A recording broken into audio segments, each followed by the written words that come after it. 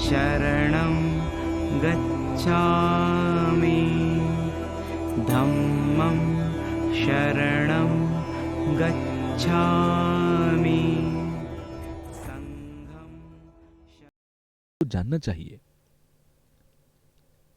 जो महायान ग्रंथ के संघ हैं और देर बाद जो परंपरा के संघ हैं उनको जानना चाहिए। यहाँ परम पावन जी मजाक के तौर पर कह रहे हैं कि अगर हम फिर बाद के लोगों से कहें कि महायान बौद्ध ग्रंथ नहीं है और उस समय हम उनसे ऐसा कहें कि प्लीज ऐसा मत कहें, ऐसा आप क्यों कह रहे हैं, तो इससे कोई फायदा नहीं है। आपको अपनी बुद्धि के अनुसार, आपको अपनी अभ्यास के अनुसार इसको सिद्ध करने की आवश्यकता है। हमें सभी धर्मों का सम्मान करना चाहिए। मेरे बहुत सारे ऐसे मित्र हैं जो ईश्वर को मानते हैं, या बहुत सारे ऐसे मित्र हैं जो किसी धर्म को नहीं मानते, तो मैं उनका भी सम्मान करता हूं। भले ही सिद्धांत के अनुसार विभेद हो सकते हैं, लेकिन मेरे एक भारतीय मित्र हैं, आप लोग शायद उन्हें जानते होंगे। उनसे जब मैं मिलता हूं मैं बहुत अच्छे से बात करता हूं। एक बार गुरु ने मुझसे बोला कि इस पूरी दुनिया को भगवान ने बनाया, अच्छे और बुरे लोगों को भी भगवान ने बनाया, तो भगवान ने बुरे लोगों को क्यों बनाया? तो मैंने उनसे कुछ बातें मजाक के तौर पर और कुछ बातें अनुभव के तौर पर कही कि भगवान ने शायद इसलिए नर्क और स्वर्ग बनाए कि जो बुरे लोग हैं वो नर्क में जाएं और जो अच्छे लोग हैं वो स्वर्ग में जाएं। अगर भगवान बुरे लोगों को नहीं बनाता तो शायद स्वर्ग को बनाने की भी आवश्यकता नहीं होती। भगवान अगर है तो उनमें केवल प्रेम और करुणा है। उसके बावजूद इस दुनिया में बहुत लड़ाई झगड़ा है, बहुत से लोग बुरे कर्म करते हैं। लंबरिंग ग्रंथ के अनुसार शुरुआत में कुछ बातें जो कही गई हैं उसमें यह बताया गया कि किस प्रकार से हमें मार्ग और क्रम का अभ्यास करना चाहिए। उसमें अबौद्ध द्वारा तर्क किस प्रकार से दिया गया है, सिद्धांत को कैसे रोका गया, उसमें इस बात को सिद्ध किया गया। उनमें चतशतक को भी कोट किया गया, उसे आपको पढ़ना चाहिए। भगवान बुद्ध के परिचय की अगर बात की जाए तो भगवान बुद्ध का परिचय कुछ इस प्रकार से है। भगवान बुद्ध को प्राप्त करने की जहां तक बात है, या बुद्धत्व को प्राप्त करने की जहां तक बात है, तो केवल वो श्रद्धा से प्राप्त नहीं किया जा सकता। जैसे भगवान बुद्ध ने जब धर्म उपदेश दिया तो 4 सत्य का भी उपदेश दिया था। नागार्जुन ने जब उनकी स्तुति की तो उस दौरान उन्होंने सर्वश्रेष्ठ का नाम दिया। उन्होंने इस शब्द का इस्तेमाल किया सर्वश्रेष्ठ। इसका अभिप्राय यही है कि उनके द्वारा दिए गए शब्द से साबित होता है कि उनके अलावा कोई और उपदेश देने वाला नहीं है। जातक गुरु की बात की जाए तो दूसरे धर्मों में देखने को मिलते हैं, हिंदुओं में भी गुरु को देखने को मिलते हैं। तो सभी लोग मनुष्य शरीर को महत्वपूर्ण मानते हैं, दूसरे सिद्धांत का हो या ना हो, सभी लोग मनुष्य को मानते हैं। 4 आर्य सत्य की बात की जाए तो ये सार्वभौमिक है। प्रमाण वर्तिका में कहा गया कि मनुष्य के अलावा कोई और ऐसा शरीर नहीं है जो इन्हें ग्रहण कर सके या छोड़ सके। ये केवल मनुष्य शरीर के अलावा कहीं और देखने को नहीं मिल सकता। उसी प्रकार से जो नष्ट करने की चीज है या छोड़ने की जो चीजें हैं वो दुख से होता है। अगर उसे छोड़ना चाहते हैं तो उसके लिए हमें निरोध मार्ग का अभ्यास करना चाहिए। निरोध मार्ग का अभ्यास करने से हम अहर्त पद को प्राप्त कर सकते हैं। इसे प्राप्त करने के बाद भगवान बुद्ध के जो ग्रंथ हैं उनको बुद्धि के द्वारा नकारा नहीं जा सकता, क्योंकि वो हमारी बुद्धि पर नुकसान नहीं पहुंचाते और अपनी बुद्धि के अनुसार प्रमाणिक हैं। कुछ ग्रंथ ऐसे भी हैं जो भगवान बुद्ध के वचन द्वारा माने जाते हैं। जो 4 आर्य सत्य हैं वो बहुत ही महत्वपूर्ण है। लंबरिंग के ग्रंथों में भी पूर्व के विद्वानों ने भी ये बताया है, व्याख्या की है। वहां पर सिद्धांतवादी और माध्यमिक के बारे में व्याख्या की जाती है, और उसमें जब मध्यम पुरुष के बारे में बात करते हैं उस दौरान सभी यानों को साथ में रखकर प्रवचन दिए गए हैं। भगवान बुद्ध का दर्शन किस प्रकार से है उस प्रकार से जाना चाहिए, उनको आधार मानकर उनका अभ्यास करना चाहिए। तो इस प्रकार से अच्छे वचन देखने को चाहिए तो इस प्रकार से अच्छे वचन देखने चाहिए।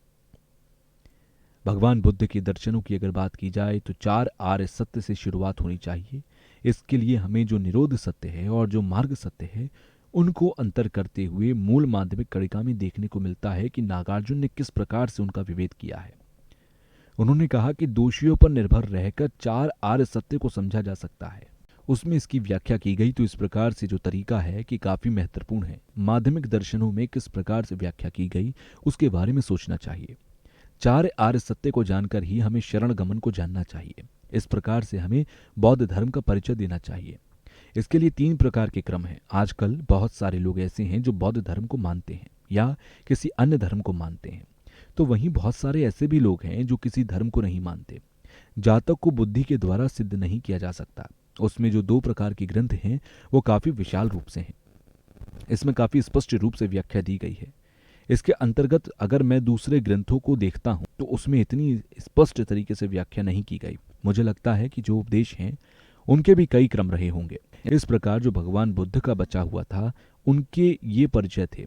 लंबरिंग का कोई हिंदी अर्थ नहीं है, तो मैं श्रोतागणों से कहना चाहता हूँ कि जो परम पावन जी पढ़ रहे हैं उससे सुनिए। हिंदी में पढ़ने के लिए आप ये कोई ग्रंथ तैयार नहीं है। इसका प्रमुख रूप से तार क्या है, सार क्या है, अर्थ क्या है, मैं उसके बारे में अनुवाद करता जाऊंगा। और परम पावन जी जब व्याख्या करेंगे तो उसका अर्थ क्या है वो भी बताते जाऊंगा। पूर्व में 3 समय के जो भी ज्ञाता लोग हुए, त्रिकाल को जानने वाले विद्वान लोग, तो कोई भी धर्म सीखने से पहले हमें अपना मन अच्छा बनाना चाहिए। चाहे धर्म सीखने वाला हो या सिखाने वाला हो, दोनों का मन अच्छा होना चाहिए। केवल नाम मात्र करने के लिए या प्रसिद्धि पाने के लिए प्रवचन नहीं देना चाहिए। हमारे अंदर कभी ऐसी भावना भी नहीं होनी चाहिए कि अगर हम दलाई लामा से प्रवचन सुन रहे हैं तो हम बाद में बोलें कि मैंने बहुत बड़े गुरु से प्रवचन सीखा है। ऐसी भावना हमारे अंदर नहीं होनी चाहिए। हमें अपने मन को वश में रखना चाहिए। भगवान बुद्ध हमारे मन को शुद्ध करेंगे तो ऐसा नहीं है। हमें खुद अपने मन को शुद्ध करना चाहिए। अगर हम अपने मन को शुद्ध रखेंगे तो हमें सुख की प्राप्ति होगी। अगर हम अपने मन को शुद्ध नहीं रखेंगे तो दुख की प्राप्ति होगी। ऐसा सोचना चाहिए। जो हमारे 3 पिटक हैं उनको संक्षेप में बनाकर उनका अभ्यास करना चाहिए। कुछ लोग ऐसा मानते हैं, वो लोगों को डराने की कोशिश करते हैं कि अगर आप भगवान बुद्ध को नहीं मानेंगे तो आप नरक में जाएंगे। बहुत सारे लोग ऐसे कहते हैं कि ये बात गलत है। तो एक बार एक खेम्पू थे, तो वहां पर एक बार एक व्यक्ति खेम्पू से मिलने आया। उसने पूछा कि खेम्पू कहाँ है। तो उनके अटेंडेंट ने कहा कि आज खेम्पू नहीं है। तो उसने पूछा कि क्यों, आज खेम्पू कहाँ गए हैं। तो उन्होंने कहा कि जो खेम्पू हैं वो बुजुर्ग लोगों में डर पैदा करने के लिए गए हैं। हमें 4 आर्य सत्य के माध्यम से जानने की कोशिश करनी चाहिए कि जो बुद्धत्व है, जो अहर्त है, उसे हम किस प्रकार से प्राप्त कर सकते हैं। जैसा कि बौद्धचर अवतार में कहा गया कि दुख की नहीं सुख की प्राप्ति करनी चाहिए। अपने दुखों को नष्ट करना चाहिए। दुख को एक दुश्मन की भांति समझना चाहिए और जब तक हम दुख को नष्ट नहीं करेंगे तब तक हम सुख की प्राप्ति नहीं कर सकते। इस प्रकार की सोच उत्पन्न करनी चाहिए। इस प्रकार के उदाहरण बौद्धचर अवतार में देखने को मिलते हैं। दुख के अगर कारणों की बात की जाए तो दुख की प्राप्ति क्रोध, घृणा इनके कारण होती है। इनको नष्ट करने के लिए, क्रोध को नष्ट करने के लिए धर्म को सीखना चाहिए। अगर शरण गमन नहीं होगा तो आप बौद्ध नहीं कहला सकते। मैं जब भी प्रवचन देता हूं तो मैं यही कहता हूं कि बौद्ध बनने के लिए आपको शरण गमन को जानना चाहिए, उसका अच्छे से पालन करना चाहिए। चाहे वो शिष्य हो या चाहे वो गुरु हो, सभी को उसका पालन करना चाहिए। सभी को इन शरण गमन से परिपूर्ण होना चाहिए। यहाँ कहा गया है कि जब तक मुझे बोधि की प्राप्ति नहीं हो जाती मैं शरण जाता हूँ। जो भी मेरे द्वारा किए गए पुण्य हैं, तो यहाँ पुण्य की बात, ज्ञान संवाद और पुण्य संवाद का पाठ किया जा रहा है। यहाँ जो मैं शब्द आया है तो उसके बारे में सोचना चाहिए कि ये कहाँ पर है। हमें हर समय ये सोचना चाहिए कि जो मैं है वो कहाँ है। जिस प्रकार से हम अपने मन को मैं को सोचते हैं उस प्रकार से मैं है या नहीं है, इसके बारे में चिंतन करना चाहिए। उस समय आपके अंदर विचार उत्पन्न होना चाहिए कि ये केवल नाम मात्र से है, ये कोई स्वतंत्र, इसका कोई अस्तित्व नहीं है। हमें दूसरों के बारे में ना सोचकर खुद के बारे में सोचना चाहिए। जब भी मैं शब्द आए उसमें सुनीता का अभ्यास होना चाहिए।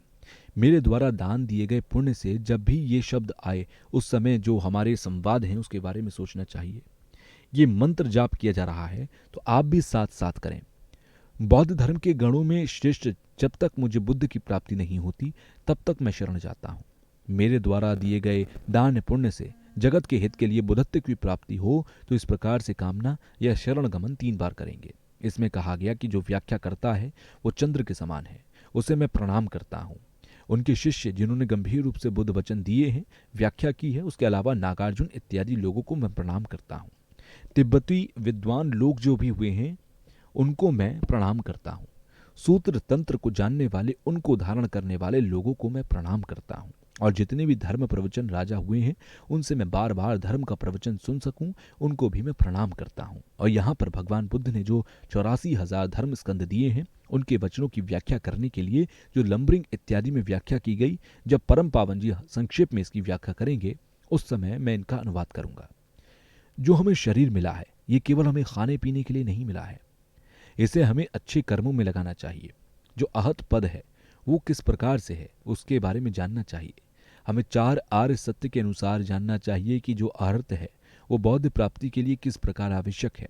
हमारे अंदर खुशी उत्पन्न होनी चाहिए, डर भय उत्पन्न होना चाहिए। जो अर्थ पद है वो सुख की प्राप्ति करा सकता है, उसके बारे में खुशी व्यक्त करनी चाहिए। हम लोग ज़्यादातर जो परिवर्तन दुख है उसको सुख समझ लेते हैं। जैसे तिब्बती लोग जब अमेरिका इत्यादि देश में जाते हैं, एक बार मैं स्विट्ज़रलैंड गया, वहाँ पर मैंने सुख की बात बताई तो यहाँ पर एक व्यक्ति बोले कि क्या स्विट्ज़रलैंड आने से ही सुख की प्राप्ति होती है? ज़्यादातर लोगों को ये लगता है कि अच्छा खाने से, अच्छे मकान में रहने से या फिर अच्छा घूमने फिरने से सुख की प्राप्ति होती है। तो इन सब बातों से, इन सब चीज़ों से हमारे शरीर को तो सुख मिलता है, क्योंकि हम लोगों को जो शरीर मिला है वो भी किसी के अधीन होकर मिला है। क्लेश इत्यादि के अधीन रहकर हमें शरीर की प्राप्ति हुई। इसलिए दोबारा से दुख रूपी शरीर ना मिले, इसके लिए सुख की प्राप्ति करनी चाहिए। अगर हम सोचें कि हम आत्महत्या कर लें, उससे हमें हमारे शरीर से मुक्ति मिल जाए, तो ऐसा संभव नहीं है। वैज्ञानिक लोग भी कुछ कहते हैं, इससे कुछ मिलता जुलता है। 10 साल पहले की बात है, एक 83 वर्ष के वैज्ञानिक ने मुझसे कहा, जब हम किसी पर गुस्सा करते हैं तो वो शख्स हमें बुरा दिखाई देता है। तो वास्तव में जो बुरा दिखाई देता है वो 90% हमारे मन के अनुसार बुरा दिखाई देता है। वास्तव में देखें तो 10% ही वो चीज़ बुरी होती है। नागार्जुन ने कहा कि जो हमारे कर्म या अज्ञानता है वो सभी हमारे क्लेश की वजह से उत्पन्न होते हैं, क्योंकि हम ज़्यादातर बिंदु या विषय को सत्य मान लेते हैं। ये जैसा है वही सत्य है। तो जैसा कि उन वैज्ञानिकों ने कहा, तो उसके बाद मैं एक बार फिर से उन वैज्ञानिकों से मिला। उस समय उनकी लगभग उम्र 90 के आसपास हो चुकी थी। उन्होंने एक पुस्तक लिखी थी जिसका नाम है डर की जेल। उनके अनुसार हम डर के कैदी हैं और उसके जेल में रहते हैं। जो वैज्ञानिक थे उन दोनों ने परीक्षण के दौरान ये किताब लिखी। हालांकि वो बौद्ध नहीं है, फिर भी उन्होंने ऐसी किताब लिखी। तो ये बात सत्य है कि अगर इसका परीक्षण किया जाए तो ये बहुत सारे लोगों से काफ़ी मिलती जुलती है। जब तक आप अपनी अज्ञानता को नष्ट करने की कोशिश नहीं करेंगे तब तक कुछ नहीं हो सकता। हम लोग एक प्रकार से अज्ञानता के युद्ध क्षेत्र में हैं, हमें उससे निकलने की कोशिश करनी चाहिए। तो बहुत सारे लोग ऐसे हैं जो श्रद्धा के कारण किसी भी चीज़ के पीछे चले जाते हैं या उसका अनुसरण करते हैं। जैसे प्रमाण वर्तिका का इत्यादि में कहा गया कि उनके शब्दों के बारे में अच्छी तरह से सोचना चाहिए। उनको वहाँ पर जोड़कर देखना चाहिए कि ये जो शब्द कहे जा रहे हैं वो किस प्रकार से हैं। बुद्ध क्या है, धर्म क्या है, संघ क्या है, हमें इन तीनों के बारे में जानना चाहिए। हमें इनकी विशेषताओं के बारे में सोचना चाहिए। संघ की क्या विशेषताएं हैं, बुद्ध की क्या विशेषताएं हैं। जो चरण का मन है उसका अभ्यास बहुत महत्वपूर्ण है। बार बार हमें उसका प्यार करना चाहिए। लामा आदि को शरण गमन करना चाहिए और जितने प्रकार के दुख हों हमें उनसे मुक्ति मिले, हमें यह सोचना चाहिए। हमें ऐसा मानना चाहिए कि जितने भी साथ में हैं वो अनंत दुख के कल्पों में पड़े हुए हैं और मैं सभी पारमिता का अभ्यास करूंगा, ऐसा सोचना चाहिए। और जब भी ऐसा मन में विचार आए कि मैं भगवान बुद्ध के समान हो रहा हूं, जब हम तंत्र इत्यादि का अभ्यास करते हैं उस समय हमारे मन में ऐसी भावनाएं उत्पन्न होती हैं। तो उस समय ये जो भावना उत्पन्न हो रही है हमें इनको समझने की कोशिश करनी चाहिए। अगर नहीं समझेंगे तो मिथ्या दृष्टि होती है। हमारे जो स्थूल प्रकार के और गौण प्रकार के जो दुख हैं उनके बारे में सोचना चाहिए, और जो हमारे सूक्ष्म प्रकार की आसक्ति पैदा होती है उस समय क्या बुराई होती है उनको नष्ट करना चाहिए और उनसे मुक्त होने का प्रयास करना चाहिए और सभी प्रकार के क्लेश को नष्ट करना चाहिए। हमारे अंदर ऐसा विचार उत्पन्न होना चाहिए कि जितने भी लोग हैं वो दुख से मुक्त हो जाएं और सुख की प्राप्ति करें और बौद्ध चित्त उत्पन्न करना चाहिए। तो जितने भी प्रकार के बीज सत्व हैं वो सभी सुख की प्राप्ति करना चाहते हैं। जैसे भूख प्यास का डर, जो दुख है उसे तसल्ली मिले, शांति मिले, और जितने भी मरीज हैं उनको बीमारियों से मुक्ति मिले, और जो गरीब निर्धन हैं उनको धन मिले। नागार्जुन ने प्रमुख रूप से युद्ध चित्त व्याख्या में कहा है और शांति देव के बौद्धचर अवतार में भी कहा गया है कि स्वयं को विचार को छोड़कर दूसरों के हित के लिए काम करना चाहिए। स्वयं का हित करने के चलते हम लोग अभी तक दूसरों का हित नहीं कर पा रहे हैं। हम हमेशा दूसरों की बुराई देखते हैं और खुद की विशेषता देखते हैं। इसलिए हमें हमेशा दूसरों को अपनी जगह रखकर देखना चाहिए। जितनी भी बुराइयां हैं उनको छोड़ना चाहिए, ऐसा मैं सोचता हूं। अगर आप हीन यान के आर्त बन जाते हैं और वंचित आपके अंदर नहीं है तो सर्वज्ञ का फल आपको नहीं होगा। अभी तक अपने आप को प्रमुख मानते हुए हमारे अंदर आसक्ति है, ऐसी भावनाएं हमारे अंदर हैं। उस समय अगर हम सोचें कि जो मैं है वो बुद्धत्व में बदल जाए, तो ऐसा संभव नहीं है। मैं हमेशा सोचता हूं कि अभ्यास करने की एक परंपरा होती है। तो जैसा कहा गया कि जो बुद्ध हैं वो सबके हैं, और जो आवश्यकताएं हैं वो स्वयं के लिए हैं, और जो जो परंपराएं बनाई गई हैं, अब अभी इसमें अलंकार की व्यवस्था और नागार्जुन के जो ग्रंथ हैं या उनकी जो व्याख्या है, तो भगवान बुद्ध के जो वचन हैं वो सर्वहित के लिए माने गए हैं।